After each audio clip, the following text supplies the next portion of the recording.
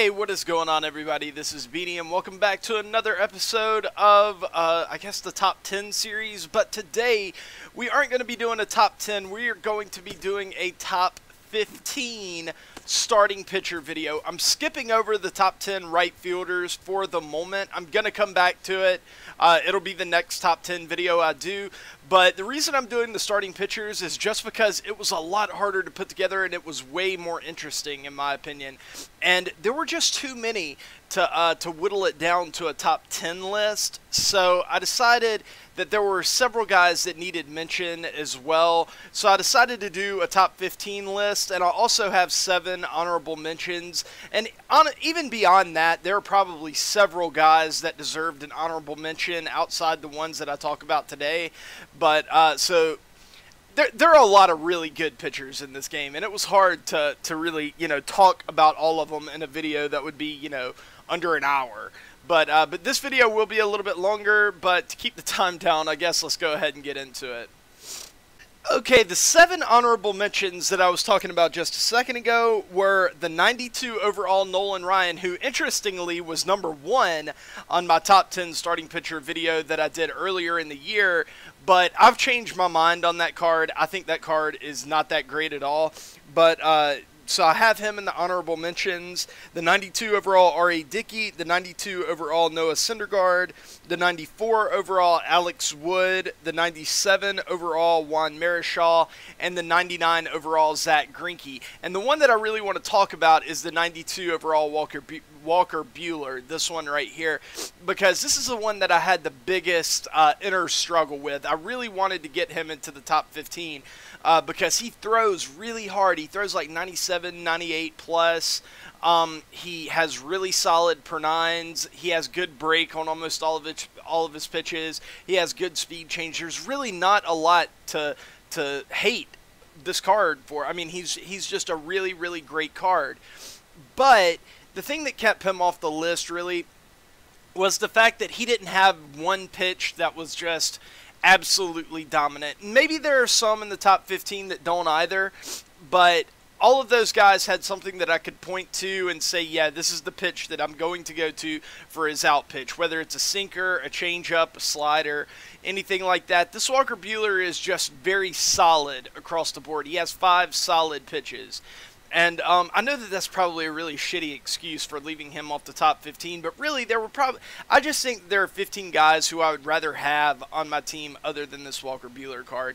So yeah, let's go ahead. Those are the 7 honorable mentions. So let's go ahead and get into the top 15. Coming in at number 15 is the 99 overall Tom Seaver. And I know a lot of people are going to want me to swap out Tom Seaver and that Walker Buehler card, because I know a lot of people like that Walker card and not a lot of people like this Tom Seaver card. But when I look at it objectively, I think a lot of people just see that the Walker Buehler plays so much better than his 92 overall, and this Tom Seaver doesn't play quite up to a 99. So they equate that in their head with, like, yeah, the Walker Buehler is better, when in reality I think it's pretty close.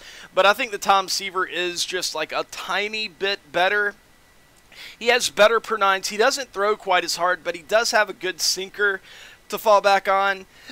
And the big thing with this card is his changeup. I love this card's changeup, and I also love his slider, but his changeup is just really, really solid. With his delivery, it ends up being really deceptive, and it looks like a four-seam all the way up until the point where it reaches the batter, where it just falls off the table. It's a very effective pitch, and he also has a 12-6 curveball to throw in there with it. Overall, it's a very good card. I don't think he's an in-game card or anything like that, and I think 15 is about the right spot for him. I just couldn't see putting him any higher. At number 14 is kind of a personal pick of mine. This is a guy that I really like, but I haven't seen a lot of other people talk about him and really give him the love that I think that he deserves. He has fantastic per nines. The 97 Warren Spahn. He has fantastic per nines. What is that? A 179 combined hit and K per nine? That is elite of the elite. It doesn't get a whole lot better than that. And his stuff is very solid too. The one downside to this card is that he doesn't throw really all that hard, but he can run it up to 93, 94, maybe even 95, you know, if you're playing in like Coors Field or something like that. But he has a fantastic delta between his four-seam and his changeup. He throws his changeup in the high 70s. So that's a big gap, and that's really deceptive. Throw on top of that the fact that he also has a curveball and a screwball, and a screwball coming from the left side is really, really different, and it can really throw your opponent off. And the one pitch that I don't really like to use with this card is the slider, just because it's really floaty, and it almost has more vertical movement than it has horizontal movement.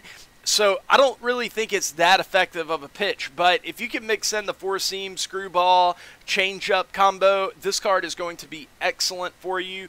And yeah, it's a personal favorite of mine, so I decided to throw him on the list because I think he deserves it. A lot of people would rather see me throw some other guys on this list, but I don't think so, man. I think the 97 Warren Spahn deserves number 14. At number 13, we have the 99 overall Clayton Kershaw, and this is one of the more polarizing cards in the game. His per nines are the elite of the elite, even better than the Warren Spahn. I mean, a 187, that's absurd. That is an absurd hit and K per nine. It's almost as good as you can get for a starting pitcher.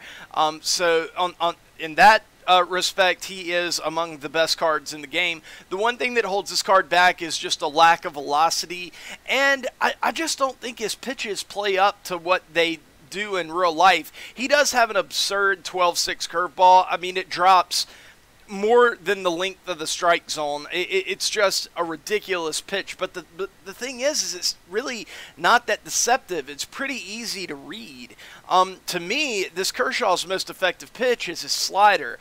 His slider can be really difficult to pick up. It can be really effective when thrown to lefties or righties. His changeup really isn't all that special, but it is usable. Overall, it's just a very solid card, and a card that some people really love, and a lot of people think that he's absolute meat. I tend to lean a little bit more to the latter. I think that he is a little easier to hit than people like to give him credit for. But overall, I still think he's an effective card that can be really solid up to, you know, the upper CS. I think maybe once you get into the World Series, you get a little shaky. But up to the CS, I think that this guy is pretty good. And number 12 is the 97 overall Chris Sale. And I'm just going to let this out right now. This was not my pick. This is the community's pick right here because I hate this Chris Sale. I hate the 97 overall Chris Sale. Every time I face him, I end up hitting him really hard. I used him earlier in the year, and he got shelled for me. I don't think that this card is all that great, but a lot of people really do. And I can see why. His per nines are very, very good. He has really good stuff. He has, his pitch selection is kind of vanilla, but it's very effective. A four-seam changeup and a slider with a decent two-seam. That's really good. And he has 83 velocity, which is very, very good coming from the left side. The problem is I just don't think he is as deceptive as people like to give him credit for. Yeah, he has a really good changeup and slider that he mixes in with his four-seam pretty effectively, but it just doesn't really seem, I don't think his fastball moves enough. I don't know what it is about this card. It's really hard to explain, but I've never had a lot of trouble hitting this card. The reason he's on this list, though, is that every time I look at Reddit, every time I look at Twitter or anything like that, I see a ton of people hyping up this card that he's like one of the best pitchers in the game. So I had to put him on the list, but I didn't want to put him too high just because my personal experiences were so different than that. So I ended up putting him at number 12. And let me know in the comments whether you agree or disagree with this, because I had a lot of trouble in my mind placing this card. At number 11 is the 96 overall Live Series Corey Kluber. He also has a flashback, 96 overall, but I like the Live Series much better because he has way better per nines, and he also has a slider instead of a curveball. This is the exact type of card that I love to pick up, that I love to pitch with. He has a sinker, a cutter, a slider, a four-seam, and a changeup. That is like one of the most ideal setups you could have as far as pitch selection goes. It's fantastic. He also has really good per nines and really good stuff to go along with it. He throws hard enough for a guy that, you know, is primarily a sinker baller and a cutter. And his slider is good enough to keep hitters off balance. His changeup is fine. It's a card that I really like. But I don't really see him that often, and I haven't really used him enough to really make a great judgment on his value. And so I had to just kind of go off of his raw attributes. And from a raw attribute standpoint, I don't feel like he's quite good enough to make the top 10. He's close, but he's not quite good enough. So I ended up putting him at number 11. Coming in at number 10 is the 99 overall Justin Verlander. And this card, I see a lot of people kind of dogging this card, but he has been so good for me, man. He has 93 hit per nine, 88 K per nine, fantastic, among the best in the game. He has good pitch selection and good stuff to go along with it. He's the total package. A lot of people kind of dog this card because his fastball is a little too straight. His all-speed stuff isn't, you know, like amazing. It's just very good. But I've had so much success with this card. Look at this. I've only threw 49 innings with him, but he has a 1.82 ERA with a .67 whip. He has 32 strikeouts in 49 innings, which in Diamond Dynasty is very, very good. This card has just been so good for me. I had to put him in the top 10, even though a lot of people seem to not be, you know, amazing with him. I think that you've just got to figure out how he pitches, and he's going to come in and get the job done for you. I love this card. I think you should definitely do the program. Give this card a try, because I think he could be really solid for you. So I put him at number 10. At number 9 is the bane of my existence. It's not because I struggle against him. It's not because of anything like that. It's just because I've seen this card so much. I can't go a day without facing this stupid ass 99 overall Vita Blue. And, I'm kind of hit or miss against him. Sometimes I hit him really well. Sometimes I don't hit him so well. It's not that. It's just I'm so tired of facing this card. And the opinion on this card is kind of split too. I have some people in my comments saying they crushed this card. He can't do anything against them. Then I have some people saying, oh my God, this card is so dominant. One of the best pitchers in the game. So you're going to see that a lot with starting pitchers. For whatever reason, they're the most polarizing position in MLB The Show. Everybody has a different opinion on starting pitchers. It's really weird, but that's also why this list was so hard to make, and why I think a lot of people are going to disagree a lot with this list, because this list is just purely my opinion. There are so many intricate things that go on with pitchers that make it difficult to objectively say, yes, this guy is the best. It's a lot easier to do that with hitters. But this Vita Blue is really good. I mean, good hit per nine, good velocity. Only thing that's kind of a downside with him is his pitch selection. I'm not a big fan of the four-seam curveball changeup combo, but he makes it work. He has a good curveball that kind of drops off the table, a really good changeup, and he throws really hard for a lefty. So overall, really solid card. I'm just so sick of him. Fuck that smile. Fuck you, Vita Blue. Look at that smile. It's handsome, but fuck you. Coming in at number 8 is the 97 overall Matt Harvey, and I wasn't going to put this guy on my list until I faced him about 2 or 3 days ago. I faced this card, and he absolutely shut me down. Luckily, I was able to get him out of the game by the 6th inning because he doesn't have a ton of stamina. And I was able to come back and win it. But for those 6 innings, he absolutely dominated me. I don't know if it was the fact that the guy had, really knew how to use him or whatever, but he was just so good against me. And then I think that was like my first time to face this card. And then I faced him again, like yesterday. And once again, he shut me down, and I don't know, man. I don't know what it is about this card. He has, in my opinion, kind of a deceptive delivery. He has solid hit and K per nine. He has solid velo, solid break, good. He's kind of a vanilla pitcher. Once again, he only four-seam slider, curveball, changeup. I call that vanilla because he doesn't have any like cool pitches like a sinker or a circle change or a screwball or something. Just something that you don't see a lot. It's just basically like a vanilla layout. But he makes it work, man, and he throws hard enough that he's really effective. So, yeah, the 97 overall, Matt Harvey coming in at number 8. And number 7 is the dark horse of this list. It's the guy that, if you would have asked me like 2 or 3 weeks ago if I would have put him on, there was like no way. But they added a little bit of velocity to this card, and they also gave him a sinker. And since then, the more I look at this card, the more I love him. He has fantastic pronouns.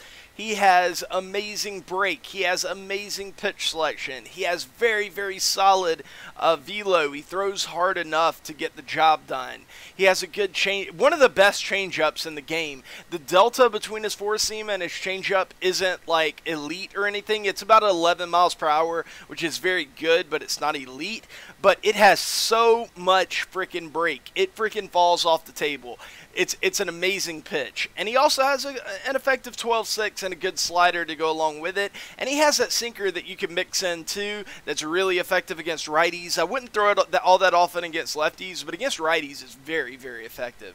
And he also has that quirky-ass delivery that can sometimes throw hitters off. Very good card. I love it. I really do. I love the fact that they brought this card back and brought it back.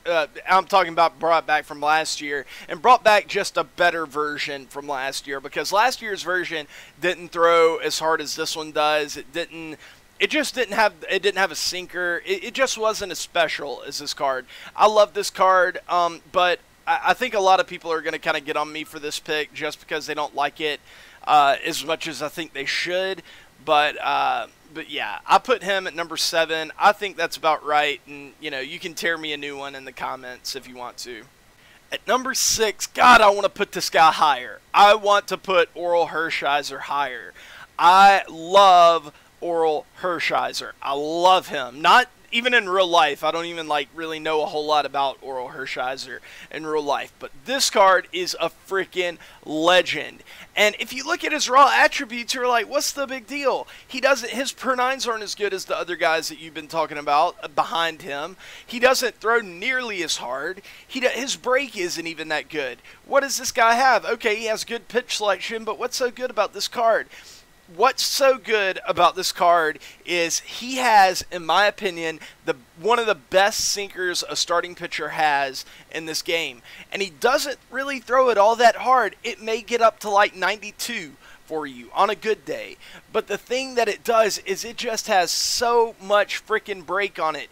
It rides in on right-handers' hands so much that it's almost impossible to square up effectively. I don't think I've ever had a home run hit off me off of this guy's sinker with a right-handed hitter. Maybe it's happened like once or twice. It's such a good pitch. And on top of that, on top of it being an amazing pitch, he also has like a 14 mile per hour delta between that and his changeup. He throws his changeup in like the mid to high 80 or 70s.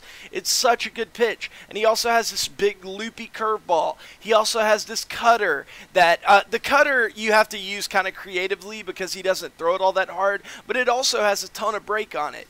It's just he has such good pitches and he doesn't even have to throw hard for him to be effective. A lot of people always say in this game, like, I really wish that they would make it to where velo wasn't king and that you could have success with guys that don't throw quite as hard.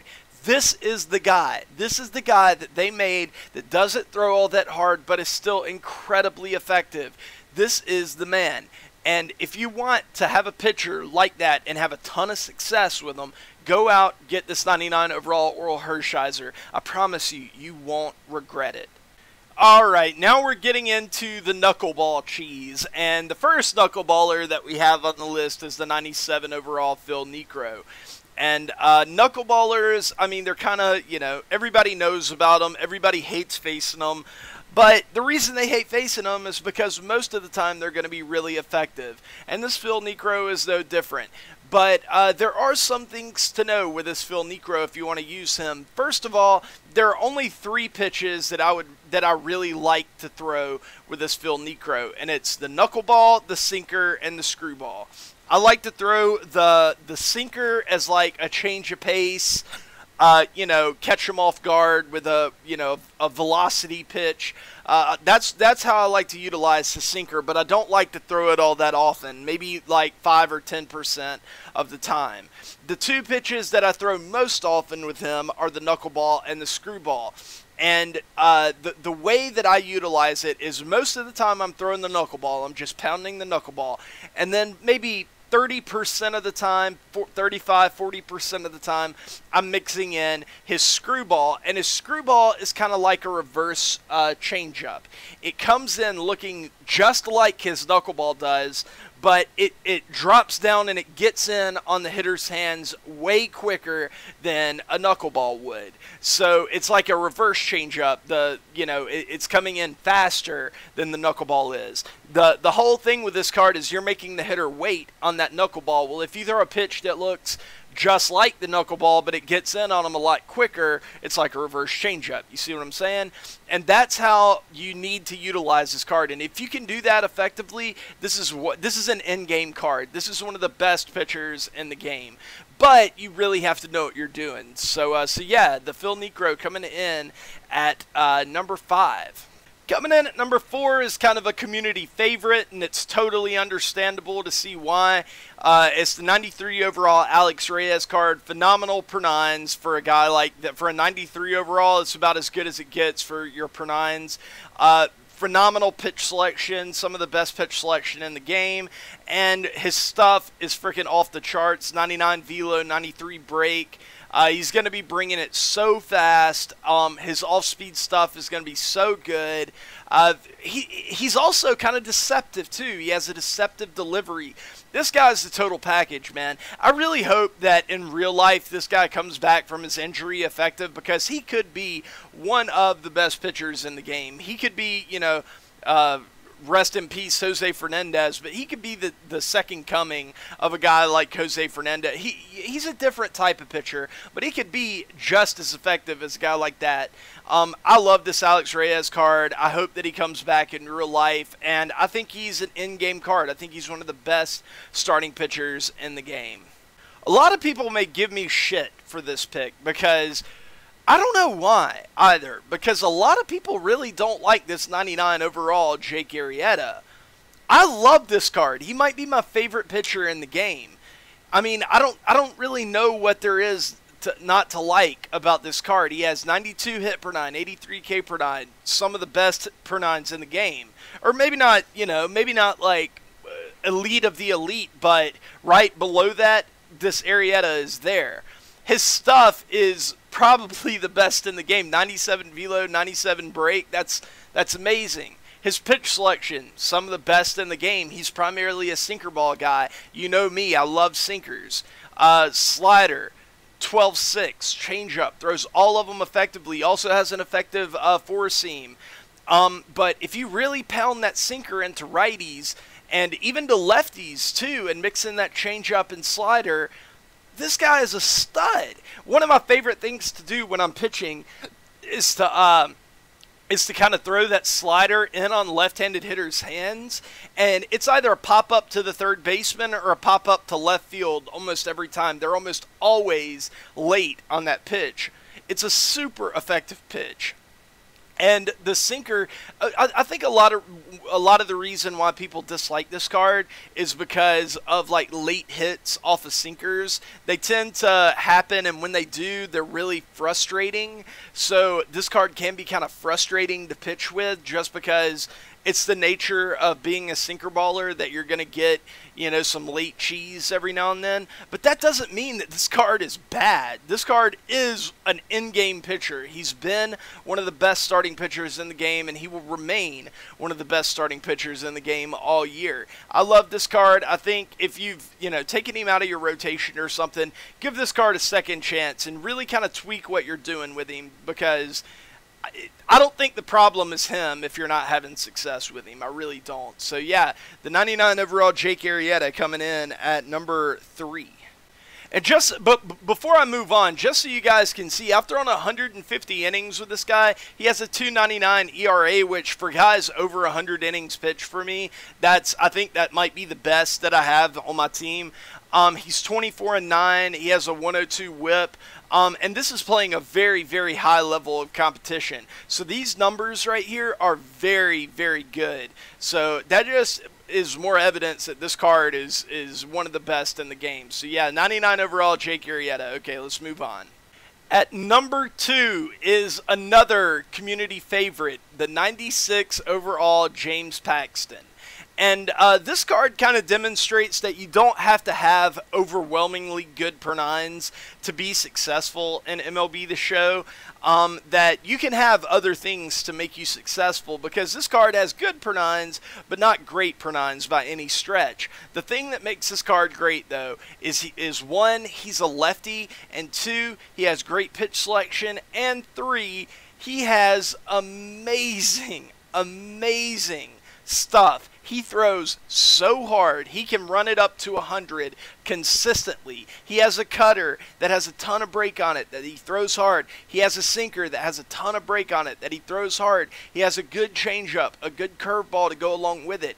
That would be fantastic for a right-handed pitcher. Like, I'm thinking along the lines of someone like Alex Reyes. This guy's doing it from the left side, and left-handed pitchers are so valuable in this year's game. I love this James Paxton card. Unfortunately, I don't have this James Paxton card.